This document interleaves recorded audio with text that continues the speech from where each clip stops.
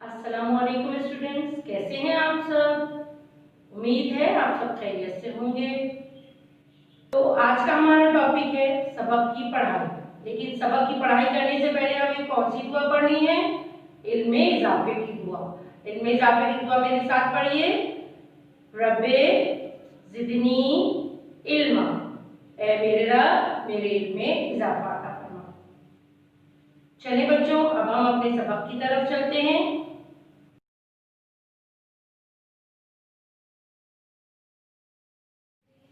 औज़ुबिल्लाहि मिनश्शैतानिर्रजीम, बिस्मिल्लाहिर्रहमानिर्रहीम। बच्चों, आज जिस सबक की पढ़ाई करेंगे उसका नाम है जुम्मा व ईदैन, तारुफ और माशरती अहमियत, पेज नंबर 21 पे। प्यारे बच्चों, इस सबक को पढ़ाने का मकसद ये है कि जुम्मे के दिन की अहमियत को वाज़ेह किया जा सके और जुम्मे की नमाज़ छोड़ने पर जो वईद मिलती है, जो बुराई मिलती है, जो गुनाह मिलते हैं, उनसे आगाही हदीस की रोशनी में आपको दी जा सके। इसके अलावा नमाज़ पढ़ने का तरीका, जुम्मा और ईदैन की नमाज़ों का फ़र्क और ईदैन क्या हैं और दो मशहूर ईदें कौन सी हैं और उनकी क्या क्या सुन्नतें हैं, उसके बारे में आपको आगाही हासिल हो। प्यारे बच्चों, आप जानते हैं कि इस्लाम एक आफाकी दीन है। आफाकी दीन मतलब पूरी दुनिया पर छाया हुआ है, सबके लिए बराबरी का दीन है। इस्लाम हमें रवादारी, मोहब्बत, अखुवत, भाईचारे का सबक देता है। हम जानते हैं कि इस्लाम इज्तिमाई इबादत को बहुत अहमियत देता है ताकि जब सब मुसलमान आपस में मिलें तो एक दूसरे के मसाइल का सुन सकें और उनमें आपस में मोहब्बत और प्यार पैदा हो सके। इन तमाम इबादत में अहम इबादत है नमाज जुमा। नमाज जुमा की अहमियत क्या है कि नबी करीम सल्लल्लाहु अलैहि वसल्लम ने एक जगह फरमाया कि जुम्मे का दिन तमाम दिनों से बेहतर है। इसमें हज़रत आदम अलैहिस्सलाम पैदा किए गए और इसी दिन वो जन्नत में दाखिल किए गए और इसी दिन जन्नत से बाहर लाए गए और क़यामत भी उसी दिन होगी। इस हदीस से जाहिर होता है कि जुम्मे का दिन कितना अहम है। यानी हज़रत आदम अलैहिस्सलाम, जानते हैं ना हज़रत आदम अलैहिस्सलाम, हज़रत आदम अलैहिस्सलाम हमारे पहले नबी थे। वो पैदा किए गए थे और जब जन्नत से उनको निकाला गया था वो भी जुम्मे का दिन था और क़यामत भी इसी दिन रोनुमा होगी। क़यामत क्या है? आखिरत का दिन, जिसमें सबके अमाल का बदला दिया जाएगा। जुम्मे के दिन की एक और अहमियत ये है कि नबी करीम सल्लल्लाहु अलैहि वसल्लम ने एक जगह फरमाया, जो कोई जुम्मे के दिन खूब गुस्ल करे और सवेरे मस्जिद में पैदल जाए, सवार होकर जाए, फिर खुतबा सुने और इस दौरान कोई लग़ू काम ना करे तो उसको हर कदम के बदले 1 साल की कामिल इबादत का सवाब मिलेगा, 1 साल के रोज़ों और 1 साल की नमाजों का। मतलब ये कि इस हदीस से कितना वाज़ेह होता है कि जुम्मे के दिन गुस्ल करना और कोई बुरा काम या बुराई ना करने वाले को अल्लाह ताला 1 साल की इबादतों का सवाब देता है।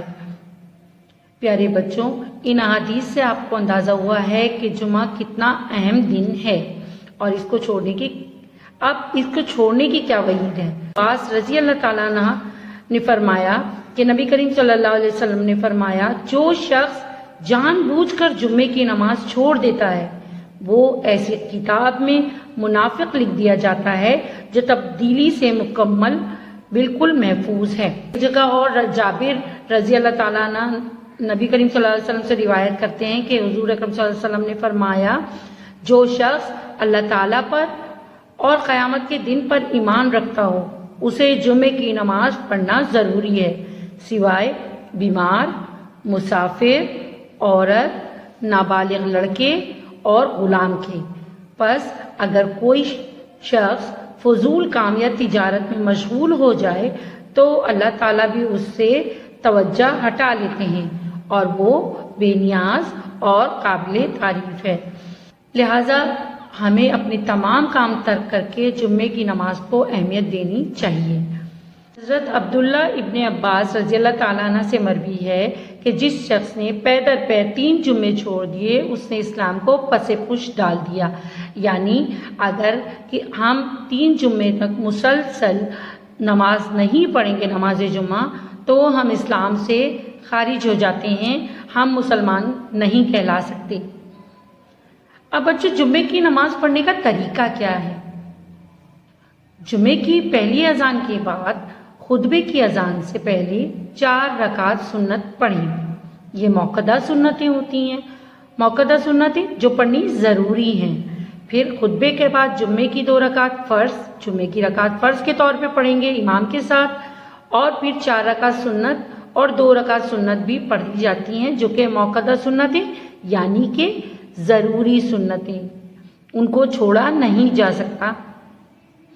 قرآن مجید میں اللہ تعالیٰ نے اس نماز کی تاکید سورہ جمعہ میں اس طرح فرمائی کہ مومنوں جب جمعے کے دن نماز کے لیے اذان دی جائے تو اللہ کی یاد نماز کے لیے جلدی کرو اور خرید و فروخت ترک کر دو.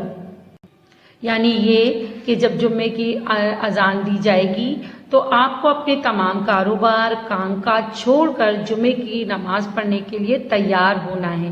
جمعے کے دن کیا کرنا ہے؟ سب سے پہلے جمعے کے دن غسل کرنا ہے، اپنے سر کے بالوں کو دھونا ہے، بدن کو دھونا ہے، صاف کرنا ہے، ناخن تراشنا ہے، اور سب سے بڑی بات اس دن مسواک کرنے کی بہت بڑی فضیلت ہے.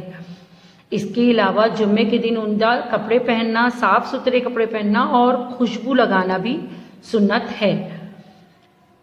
جمعے کے دن نماز سے پہلے یا نماز کے بعد سورہ کہف پڑھنے کا بہت ثواب ہے، اور جمعے کے دن درود شریف پڑھنے کی بہت اہمیت ہے.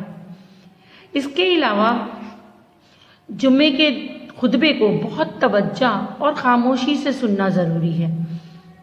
جمعے کے دن مسجد میں جتنی جلدی جایا جائے گا اتنا ہی ثواب زیادہ ہوگا. سب سے پہلے جانے والے کو اونٹ کی قربانی کے برابر ثواب ملتا ہے.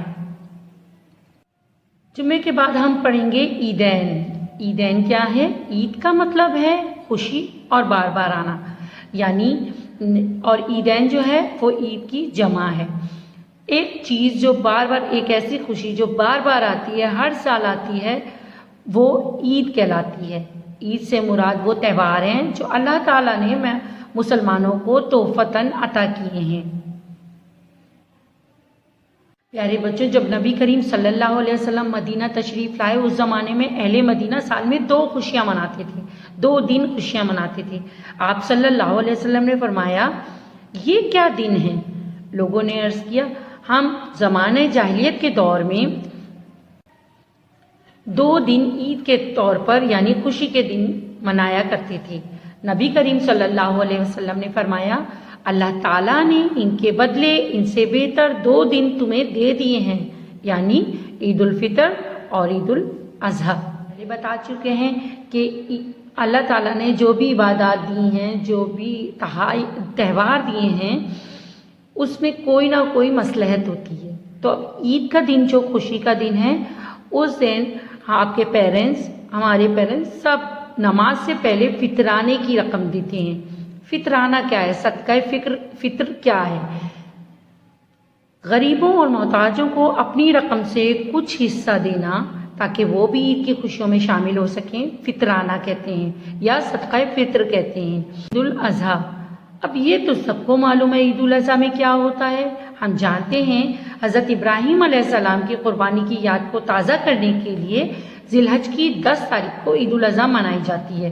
یہ سنت ابراہیمی کی یادگار کے طور پر جانوروں کی قربانی کی جاتی ہے. ایک بار صحابہ اکرام نے نبی کریم صلی اللہ علیہ وسلم سے پوچھا کہ قربانی کیا ہے؟ نبی کریم صلی اللہ علیہ وسلم نے فرمایا یہ تمہارے جد اعلیٰ حضرت ابراہیم علیہ السلام کی سنت ہے. وہ واقعہ آپ کو یاد ہے جب حضرت ابراہیم علیہ السلام اپنے بیٹے کو قربان کرنے کے لیے لے کے جا رہے تھے تو اللہ تعالیٰ نے ایک دمبا بھیج دیا تھا. مجھے پتا ہے آپ سب کو یہ واقعہ پتا ہے. تو اس دن کی یادگار میں ہم عید الاضحیٰ مناتے ہیں، اور عید الاضحیٰ नबी हज़रत इब्राहीम अलैहिस्सलाम की सुन्नत के तौर पर मनाई जाती है। नबी करीम सल्लल्लाहु अलैहि वसल्लम एक जगह फरमाते हैं कि कुर्बानी के जानवर के हर बाल के बदले एक नेकी मिलती है। यानी जो जानवर हम कुर्बान करते हैं उसके एक एक बाल, क्या आप उन बालों को काउंट कर सकते हैं? उन बालों के उन जानवर के हर बाल के बदले आपको एक एक नेकी मिलती है।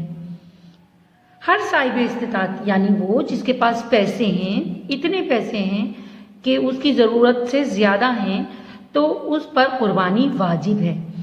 ईद उल अज़हा में नमाज के बाद जानवरों की कुर्बानी की जाती है और इसके 3 हिस्से किए जाते हैं। आपके पेरेंट्स को आपने देखा होगा कि कुर्बानी के 3 हिस्से किए जाते हैं, एक गरीबों के लिए, एक रिश्तेदारों के लिए और तीसरा हिस्सा हम खुद इस्तेमाल करते हैं। अब ईद के दिन क्या करना ज़रूरी है? गुस्ल करना ज़रूरी है, मिसवाक करना ज़रूरी है, इस्तिताअत के मुताबिक अच्छे कपड़े पहनना ज़रूरी है, खुशबू लगाना ज़रूरी है।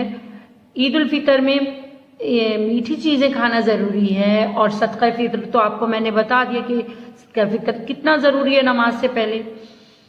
और जिस रास्ते से आप ईदगाह जाएंगे उस रास्ते से वापस ना आना भी ज़रूरी है। एक और चीज़ कि रास्ते ईद उल फितर में जब रास्ते से आप गुज़र रहे हों ईदगाह की तरफ, तो आहिस्ता आवाज़ में और ईद उल अज़हा में तेज़ आवाज़ में, बुलंद आवाज़ में तकबीर पढ़ना ज़रूरी है। तकबीर क्या है? अल्लाह सबसे बड़ा है, अल्लाह सबसे बड़ा है, अल्लाह के सिवा कोई माबूद नहीं और अल्लाह सबसे बड़ा है, अल्लाह सबसे बड़ा है और तमाम तारीफ़ें अल्लाह ही के लिए हैं। प्यारे बच्चों, ईद की नमाज और जुमे की नमाज तकरीबन मिलती जुलती है, लेकिन थोड़ा सा फ़र्क उसमें होता है। जैसे ईद की नमाज और जुमे की नमाज में सबसे बड़ा फ़र्क ये है कि जुमे की नमाज में 2 खुतबे नमाज से पहले पढ़े जाते हैं और ईदैन की नमाज में नमाज के बाद। जुमे की नमाज के मुकाबले में 6 तकबीरें ईदैन में ज़्यादा हैं। ईदैन की नमाज की पहली रकत में सुब्हानक अल्लाहुम्मा के बाद क़िरात से पहले 3 तकबीरें पढ़ी जाती हैं और दूसरी रकत में क़िरात के बाद रुकू से पहले 3 तकबीरें पढ़ी जाती हैं। प्यारे बच्चों, आप ईदैन की माशरती अहमियत यानी ये इस ईद करने से, ईद की नमाज पढ़ने से, ईद पर एक दूसरे को तहाइफ देने से, ईद पर मिलने जुलने से माशरे पर क्या असर पड़ता है, लोगों पर क्या असर पड़ता है। प्यारे बच्चों, जब हम ईद की नमाज पढ़ते हैं उसके बाद आपने देखा है सब एक दूसरे से मुसाफा करते हैं। मुसाफा करना मतलब हाथ मिलाना, शेक हैंड करना और गले मिलते हैं, ईद मिलते हैं, जिससे आपस में क्या होता है, आपस में आपकी मोहब्बत बढ़ती है, प्यार बढ़ता है लोगों से। दूसरी चीज़ क्या है कि माशरे के हर फर्द के लिए अल्लाह ताला खुशियाँ रखते हैं। तो साहिब हैसियत जो लोग हैं जिनके पास इतने पैसे हैं कि वो अपने पैसे से गरीबों और मोहताजों की मदद करें, तो उससे आपस में यकजहती भी पैदा होगी, आपस में ताल्लुकात भी अच्छे होंगे। ईद के दिन, ईद उल फितर के दिन हम फितराना देते हैं, इस तरह गरीबों की मदद होती है। और ईद उल अज़हा में कुर्बानी का गोश्त दूसरों को देते हैं, उससे गरीबों की मदद होती है। इस तरह अमीर गरीबों को अपनी खुशियों में शरीक करते हैं और आपस में दोस्ती, भाईचारा और अख़ुवत का माहौल पैदा होता है। प्यारे बच्चों, उम्मीद है आपको ये सबक समझ आया होगा। हम इंशाअल्लाह अगली क्लास में मिलते हैं। जज़ाकल्लाह, अल्लाह हाफ़िज़।